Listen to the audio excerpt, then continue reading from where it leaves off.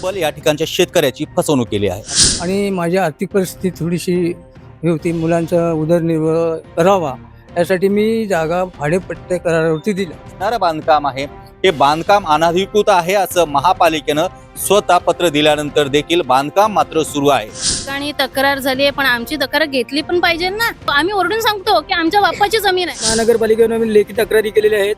कुणाकडे? आयुक्तांकडे पण, आयुक्त पण नगर रचना विभाग दोन्ही विभागाला मी केलेल्या लेखी तक्रार. या व्यक्तीची जागा आहे त्या व्यक्तीलाच या ठिकाणी प्रवेश नाकारला जातोय.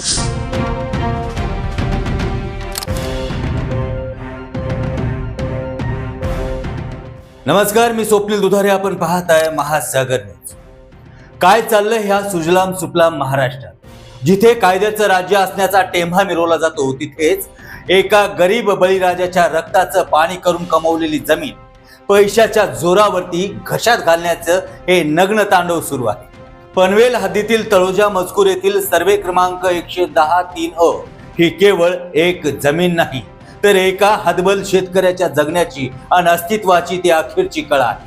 परिस्थितीच्या दृष्टचक्रात अडकलेल्या या शेतकऱ्याने पोटाची खडगी भरण्यासाठी आपली ती जमीन सनराइज एज्युकेशन स्कूलला 32 वर्षाच्या भाडे तत्वावरती दिली खरी, पण या लबाड जगात रियाज कादर जैतापकर नावाच्या व्यक्तीनं मालकी हक्काचे सगळे संकेत पायदळी तुडवत हीच जमीन परस्पर बजाज एंटरप्राइजेस स्कूलच्या घशात घातली. नियम, कायदे, प्रशासन हे काय फक्त गरिबाच्या मुसक्या आवळण्यासाठी असतात का? पनवेल महापालिकेच्या नावडे उपविभागाने या बेकायदेशीर बांधकामावरती दंडात्मक बडगा उगारत ते तात्काळ थांबवण्याचे अधिकृत पत्र दिले होते. महाराष्ट्र महापालिका अधिनियमन 1949चा धाक दाखवत सुधारित परवानगीशिवाय बांधकाम केल्यास कायदेशीर कारवाईचा बडगा उगारणाऱ्या त्या कागदाच्या कपट्याला या मस्तवाल भूमी माफियांच्या दरबारात कवडीचीही किंमत उरली नाही. महापालिकेनं ज्या बजाज इंटरनॅशनल स्कूलला अधिकृत पत्र काढून चक्क अवैध घोषित केले, तीच बोगस शाळा आज या पोलिसांच्या आणि स्थानिक सत्ताधाऱ्यांच्या अभयाने पुन्हा कशी उभी राहू शकते? हा संतप्त सवाल आज प्रत्येक न्यायाच्या बाजूने उभ्या असलेल्या माणसांच्या काळजाला चटका लावून जात आहे. ज्या मातीत ज्याने घाम गाळला, ज्या जमिनीवरती त्याचा हक्क होता, आज त्याच स्वतःच्या पाठीवरच्या मालकीच्या जागेत जाण्यासाठी देखील तो हतबल शेतकरी एखाद्या भिकाऱ्यासारखा बाहेर उभा राहतो. आणि आश्चर्याची परिश्रमा म्हणा, जेव्हा त्या शेतकऱ्याच्या कुटुंब आपल्याच मालकीच्या जमिनीवरती पाऊल ठेवते, तेव्हा या खाकी वर्दीने कसलाही विलंब न करता त्याच बळीराजावरती गुन्हे दाखल केले आहेत. अरे रे रे, चोराच्या उलट्या बोंबा आणि पोलिसांची ही लाचार अरेरावी पाहून आबाळ ही मात्र सुन्न असेल. पैशांच्या पिशव्यांवरती आणि राजकीय वरदहस्तापुढे गुडघे टेकलेली ही व्यवस्था आज संपूर्णपणे मूग गिळून गप्प बसली आहे.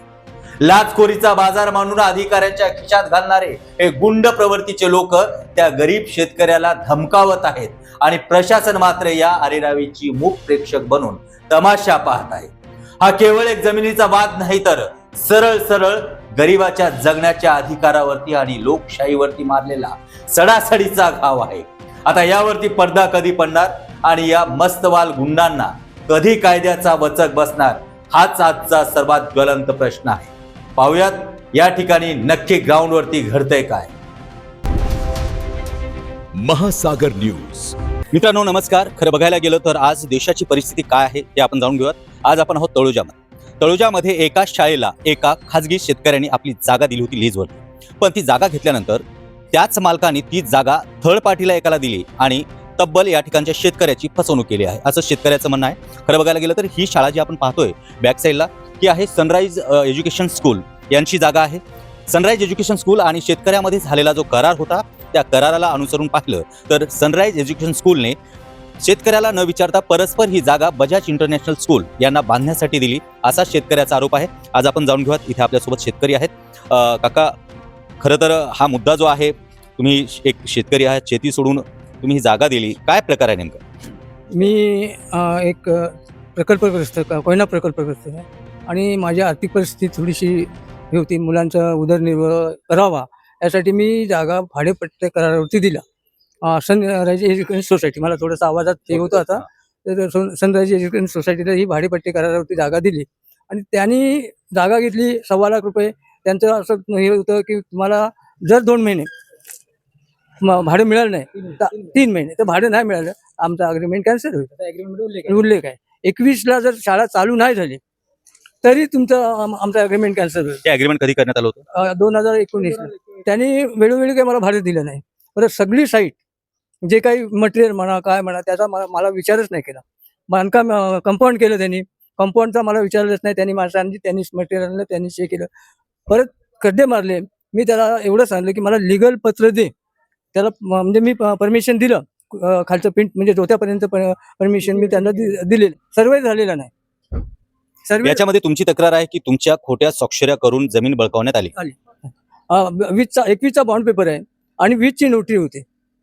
तुम्हाला काय वाटतं तुमची म्हणजे तुमची जागा बळकावण्यात आली का? बळकवण्यात आली पूर्ण प्रयत्न. आणि त्याच्यामध्ये बजाज इंटरनॅशनल आणि त्यांचा काही चांडके म्हणून प्रवीण चांडके या दोघांचे हे खेळ आहेत.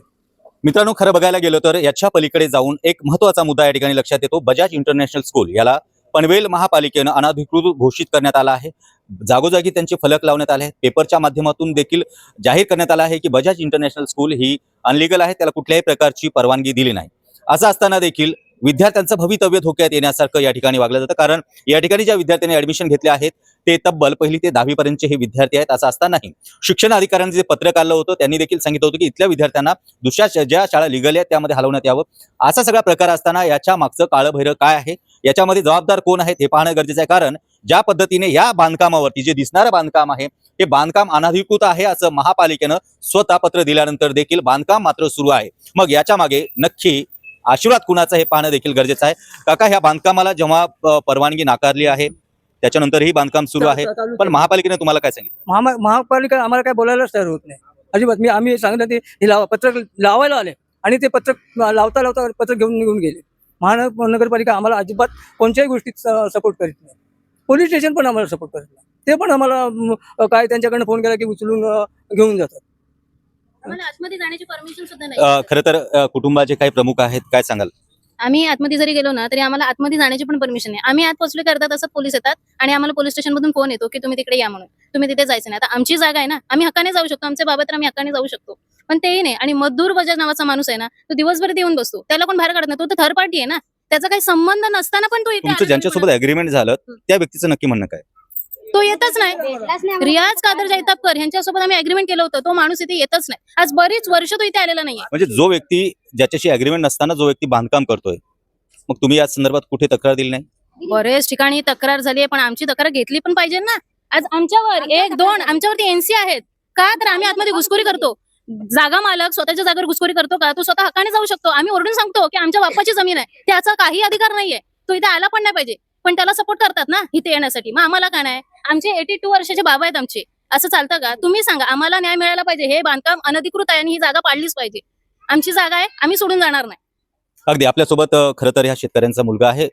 मला एक सांगा की ज्या पद्धतीने आता मॅडमनी सांगितलं की ही जागा तुमची आहे, पण तिसरा माणूस या ठिकाणी बांधकाम करतो, या बांधकामावरती देखील बंदी आणण्यात आली आहे. या संदर्भात तुम्ही कुठे तक्रार केली आणि तुम्हाला काय उत्तरे मिळाले? या संदर्भामध्ये पनवेल महानगरपालिकेला कमसे कम आतापर्यंत 5 ते 6 अर्ज केले, पण त्यांनी काय त्याच्यावरती मला उत्तर दिलेलं नाही. त्याच्यानंतर मी त्यांच्याकडे त्याची कॉपी पण मागायला गेलो होतो की मला त्याची सॅटिस्फाईड कॉपी पाहिजे. ते बोलले नाही, आम्ही समोरच्याला ती कॉपी दिलेली नाही, काही कारणास्तव आम्ही इश्यू केलेली नाही, त्याच्यामध्ये आम्ही तुम्हाला देऊ शकत नाही, एवढं त्यांचं मला समोरून उत्तर आलेलं होतं. तुम्ही ह्या संदर्भात कुठे कुठे तक्रारी केल्या आणि तुम्हाला कुठल्या अधिकाऱ्याकडनं काय उत्तर मिळालं? पनवेल महानगरपालिकेने मी लेखी तक्रारी केलेल्या आहेत. कुणाकडे? आयुक्तांकडे पण, आयुक्त नगर रचना विभाग दोन्ही विभागाला मी केलेल्या लेखी तक्रारी. आणि त्याच्यानंतर मी नावडा प्रभाग अधिकाऱ्यांकडे गेलो होतो तिथे की मला बाबा याची मला एक सत्यप्रत पाहिजे कोर्ट कामासाठी. मी जे नोटीस काढली त्याच्यावरती आवक नंबर आहे, याची सत्यप्रत मला पाहिजे आहे. तर त्यांनी काय सांगितलं की नाही, आम्ही ही नोटीस इश्यू नाही केलेलं आहे, काही कारणास्तव आम्ही नोटीस थांबवलेलं आहे, त्याच्यामुळे आम्ही तुम्हाला देऊ शकत नाही म्हणून.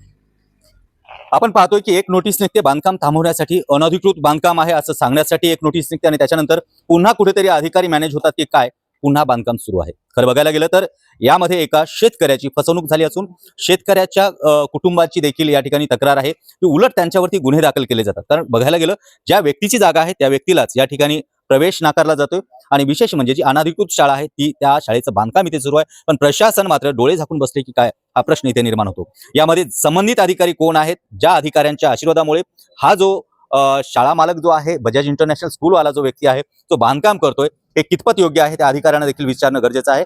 दैनिक महासागरच्या माध्यमातून आम्ही त्या अधिकाऱ्यांपर्यंत पोहोचू आणि संबंधित मालकांना देखील या संदर्भात जाब विचारू.